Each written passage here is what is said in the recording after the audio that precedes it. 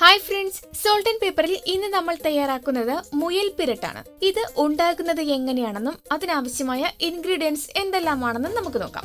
Sunflower oil 5 teaspoon, വെളുത്തുള്ളി 5 എണ്ണം, കാന്താരിമുളക് 10 എണ്ണം, പച്ചമുളക് 15 എണ്ണം, ഇഞ്ചി 100 ഗ്രാം, സവോള 2 എണ്ണം, ചെറിയ ഉള്ളി 100 ഗ്രാം, തക്കാളി 2 എണ്ണം, ജാതിപത്രി 2 എണ്ണം, ഗ്രാമ്പു കുറച്ച്, ഉപ്പ് ആവശ്യത്തിന്, മുളക് പൊടി 2 ടീസ്പൂൺ, പുതിനയില ആവശ്യത്തിന്, കറിവേപ്പില, മല്ലിയില ഇതെല്ലാം ആവശ്യത്തിന്.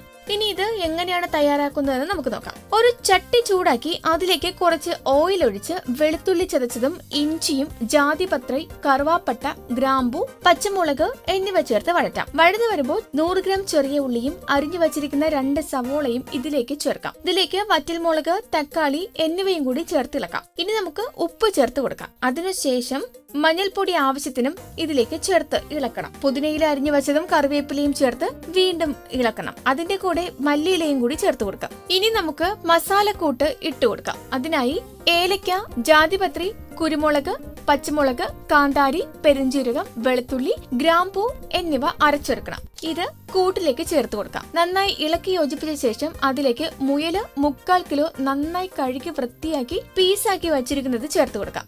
ഇനി ഒരു 2 ടീസ്പൂൺ എണ്ണ കൂടി ചേർത്ത് കൊടുത്ത ശേഷം മൂപ്പിച്ച് വേവിക്കണം. നന്നായി വെന്ത് കഴിയുമ്പോൾ മൂടി ഇറക്കി വെച്ച് ഒരു സെർവിംഗ് പ്ലേറ്റിലേക്ക് മാറ്റാം. സ്വാദിഷ്ടമായ മുയൽ പുരട്ട് റെഡിയായി. നിങ്ങളും ഇത് ട്രൈ ചെയ്യുമല്ലോ. ഒപ്പം ഈ ചാനൽ സബ്സ്ക്രൈബ് ചെയ്യുക.